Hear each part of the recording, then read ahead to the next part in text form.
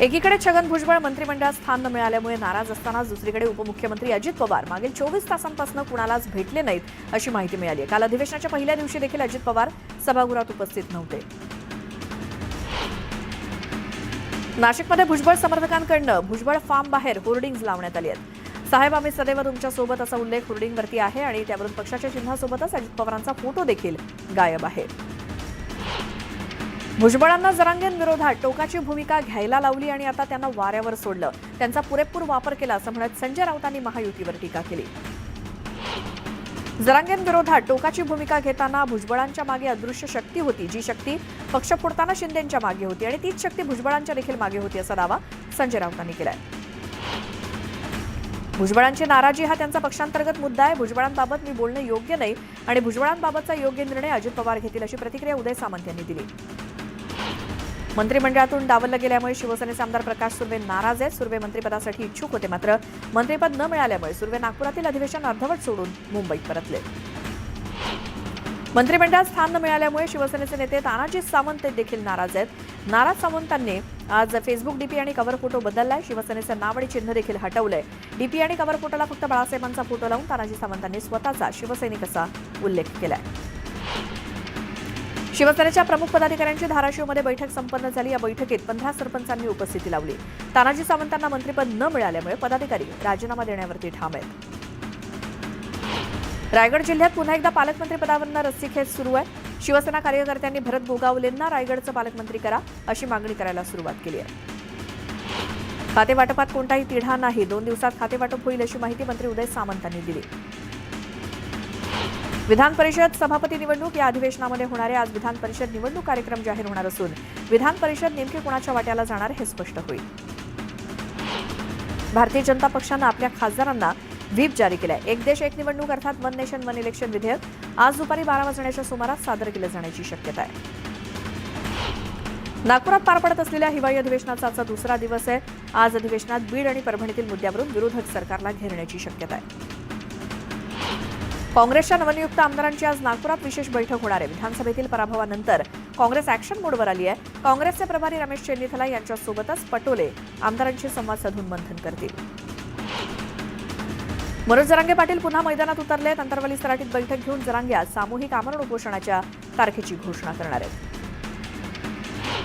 राष्ट्रवादी पक्ष आणि चिन्ह कुणाचं यावरती सुप्रीम कोर्टात सुनावणी होईल। शरद पवार पक्षानं केलेल्या याचिकेवर कोर्टाच्या द्विसदस्यीय खंडपीठापुढे सुनावणी होणार आहे। पंतप्रधान संग्रहालय आणि वाचनालय सोसायटीच्या एका सदस्यानं नेहरूंची पत्र परत करण्यासाठी राहुल गांधींना पत्र लिहिलंय।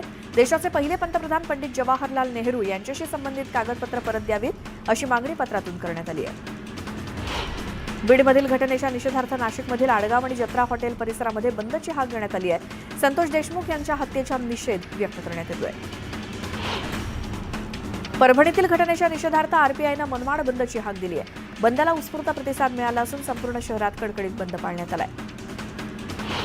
परभणीच्या घटनेच्या निषेधार्थ आज विक्रोळी बंदची हाक देण्यात आली आहे, त्यामुळे कडकडीत बंद पाळण्याचं आवाहन भीमसैनिकांनी सर्व दुकानदारांना केलंय। परभणीतील घटनेच्या पार्श्वभूमीवर सोलापुरात अज्ञात व्यक्तीने थेट बस पेटवली आणि एसटी डेपोमध्ये लावलेली शिवशाही बस पेटवून दिली। 2 दिवसात अज्ञातांनी 3 बसेसच्या काचा फोडल्या तर बस देखील पेटवली आहे।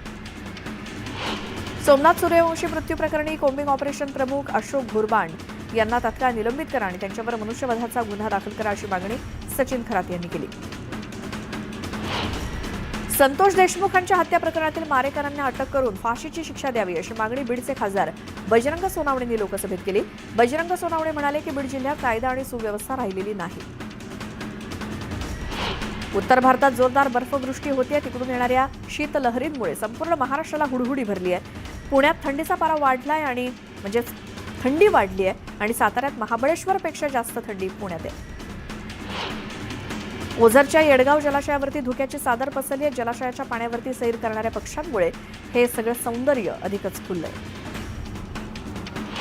पुणेकर थंडीनं गारठून गेले। पुण्यात यंदाच्या हंगामातील नीचांकी तापमानाची नोंद झाली आहे। एनडीएतील तापमान 6 तर शिवाजीनगरमधील तापमानाचा पारा 7 अंशांवरती आलाय।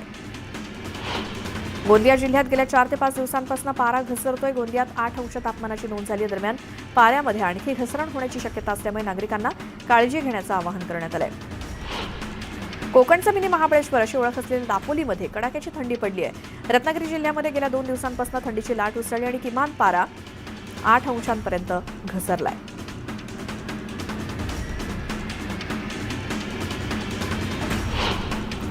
संपूर्ण महाराष्ट्रालाच हुडहुडी भरली आहे. सोमवारी राज्यात सर्वात कमी तापमान अहिल्यानगर येथे 5.5 अंश सेल्सिअस नोंदवलं गेलं आणि थंडीची ही लाट येत्या गुरुवारपर्यंत कायम राहील असा अंदाज हवामान विभागानं वर्तवलाय. बुलढाण्यामध्ये गेल्या 5 ते 6 दिवसांपासून अचानक थंडी वाढली आहे. त्यामुळे नागरिकांना घराबाहेर पडणे देखील मुश्किल झाले. तर दुसरीकडे नागरिकांनी शेकोट्या पेटवायला सुरुवात केली आहे. आजपासून थंडी ओसरणार असून दिवसाला 1 अंशानं कमाल तापमानात वाढ होणार आहे. डिसेंबर महिन्यात तापमानात कमालीचा चढ उतार बघायला मिळालाय. तर या आठवड्यात उत्तरेकडील थंडीची लाट असल्यामुळे थंडीत कमालीची वाढ झाली आहे. अहिल्यानगर बाजार समितीच्या नेप्ती उप बाजार समितीत कांद्याची विक्रमी आवक झाली. त्यामुळे कांद्याचे भाव गडगडलेत. कांद्याचा भाव प्रति क्विंटल 800 रुपयांनी घसरलाय. त्यामुळे शेतकऱ्यांमध्ये मोठी नाराजी दिसते. नाशिकमधील बाजार समित्यांमध्ये कांद्याच्या दरात मोठी घसरण झाली. लासलगाव बाजार समितीत कांदा लाल कांदा म्हणजेच खरीप हंगामात निघालेला कांदा सरासरी 3000 ते 3500 रुपये क्विंटल दरानं विकला जात होता. सोमवारी कांद्याचे भाव 1200 ते 1600 रुपये क्विंटलपर्यंत खाली आले.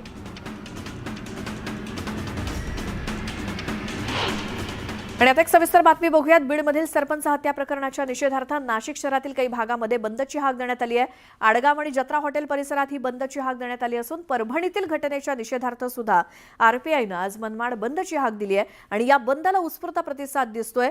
बंदमुळे शहरातील सर्वच रस्त्यावरती शुकशुकाट पसरलाय. जनजीवन विस्कळीत झालंय.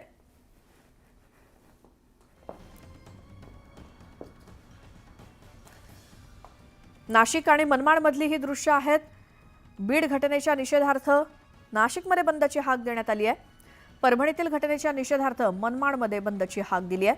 त्यामुळे सकाळपासूनच सगळी दुकानं बंद आहेत.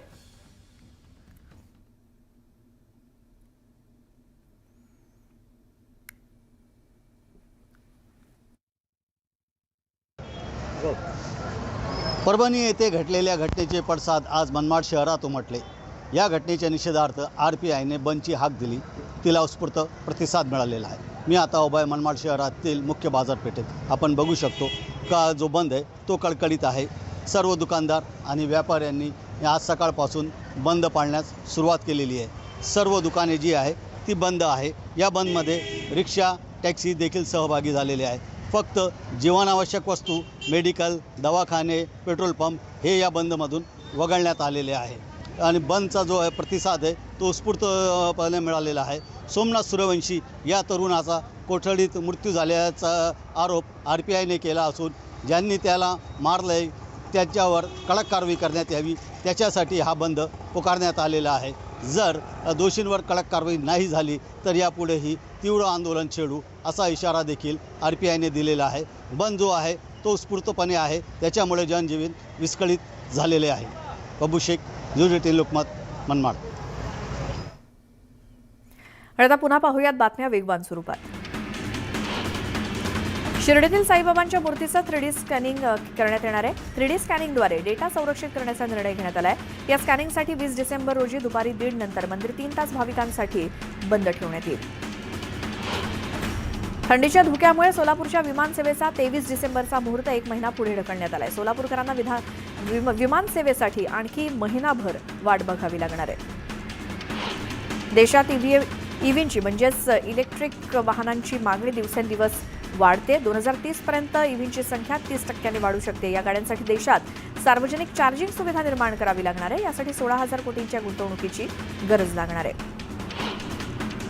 देशात कोळशाची आयात सुरू आहे. चालू आर्थिक वर्षाच्या पहिल्या 7 महिन्यांमध्ये 4.2% वाढून 16.24 कोटी टनांपर्यंत ती पोहोचली आयात आणि मागील वर्षी याच समान कालावधीत कोळशाची आयात 15.58 कोटी टन इतकी होती.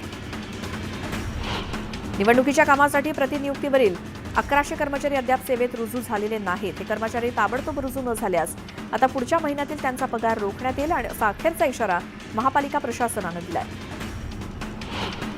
एसटी कर्मचाऱ्यांना 2020 पासून न दिलेलं थकीत देय तातडीनं द्यावं. यासोबतच विविध मागण्यांसाठी एसटी कर्मचाऱ्यांचे आजपासून अन्नत्याग आंदोलन सुरू होत आहे.